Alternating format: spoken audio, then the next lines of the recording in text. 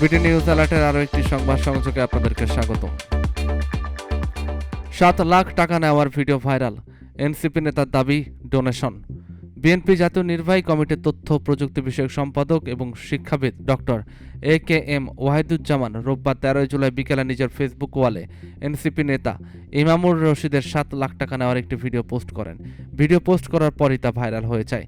ভিডিওর বর্ণনায় AKM ওয়াহিদুজ্জামান লেখেন, এই ভিডিওর মেটাডাটা বলছে গত 14 মে 2025 রাত 9:21 বসুন্ধরা আবাসিক এলাকায় এটি ধারণ করা হয়েছে। এখানে দেখা যাচ্ছে জাতীয় নাগরিক পার্টি এনসিপির কেন্দ্রীয় সদস্য ইমামুর রশিদ ইমন একজন নারীর কাছ থেকে 7 লক্ষ টাকা গ্রহণ করছেন। কোনো এক ভাইয়ের সাথে কথা হয়েছে 10 লক্ষ টাকা দেওয়ার জন্য, কিন্তু উনি দিয়েছেন 7 লক্ষ। ভুক্তভোগী ক্ষুদ্র উদ্যোক্তা ওই নারী জানিয়েছেন, বিভিন্ন প্রজেক্টে কাজ দেওয়ার আশ্বাসে তিনি জাতীয় নাগরিক পার্টিকে বিভিন্ন সময় প্রায় 48 লক্ষ টাকা চাঁদা প্রদান করেছে, কিন্তু পরবর্তীতে তাকে কোনো কাজে বা প্রজেক্টে কিছুই দেওয়া হয়নি।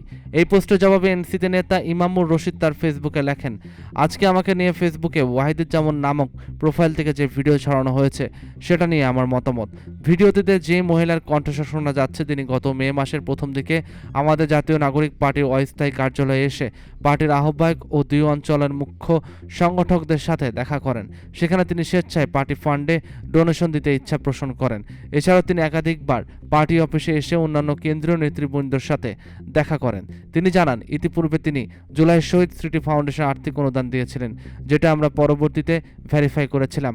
ঘটনাটি যেদিনের সেদিন সন্ধ্যায় সেই মহিলা পার্টি ফান্ডে 10 লক্ষ টাকা দিবে বলে পার্টির পক্ষ থেকে একজনকে পাঠাতে বলেন।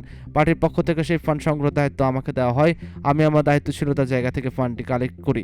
আমি পার্টির একজন সদস্য হিসাবে শুধুমাত্র আমার উপর অর্পিত দায়িত্ব পালন করেছি, এর বেশি কিছু নয়। ইমামুর রশিদ লেখেন, একটি রাজনৈতিক দলের সাংগঠনিক কার্যক্রম চালাতে যে কেউ আর্থিক অনুদান দিতে পারে, যা খুবই স্বাভাবিক একটি বিষয়। যতটুকু জানতে পেরেছি, পরবর্তীতে সেই মহিলা আমাদের পার্টির টপ লিডারদের কাছ থেকে তার ব্যক্তিগত কিছু অনৈতিক সুবিধা চেয়েছেন। পার্টির টপ লিডাররা মহিলাটিকে ব্যক্তিগত সুবিধা দিতে রাজি না হলে টপ লিডারদের সাথে তার দূরত্ব বাড়তে থাকে, যার পরিপ্রেক্ষিতে আজকে তিনি এই ভিডিওটা অন্যকে দিয়ে ছাড়িয়েছেন। এখন আমরা বুঝতে পারছি যে তার উদ্দেশ্য আসলে অসৎ ছিল এবং তিনি কোনো গোষ্ঠীর এজেন্ডা বাস্তবায়ন করার জন্য আমাদের সাথে সম্পর্ক স্থাপন করেছিলেন। তা না হলে তিনি কেন ডোনেশন দেওয়ার ভিডিওটি গোপনে ধারণ করেছিলেন? আমাদের পার্টির পক্ষ থেকে তাকে কখনোই আগে অ্যাপ্রোচ করা হয়নি, বরং তিনি নিজে থেকেই ডোনেশনের জন্য পার্টিকে অ্যাপ্রোচ করেছেন এবং তিনি যা ডোনেশন দিবেন এই সংখ্যাটাও তার নিজে নির্ধারণ করে দেওয়া। আমরা তাকে কোনো কিছুই বলিনি। আরেকটি বিষয়, জাতীয় নাগরিক পার্টি কখনোই ডোনেশনের বিনিময়ে কোনো সহযোগিতা করার কমিটমেন্ট করেনি।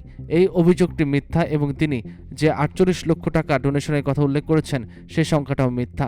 ইমামুর রশিদ লেখেন, আমি মনে করি আমি আমার সর্বোচ্চ যোগ্যতা হলো আমার সততা। সেই সততাকে বিসর্জন দিয়ে আমি কোনো অনৈতিক কাজ করেছি এর প্রমাণ দিতে পারলে আমি স্বেচ্ছায় যে কোনো শাস্তি মাথা পেতে নিব। ভিডিও ভাইরালের পর এনসিপি ফান্ড পলিসি এবং ডোনেশন ওয়েবসাইট তৈরি করা হয়েছে বলে জানান ইমামুর রশিদ।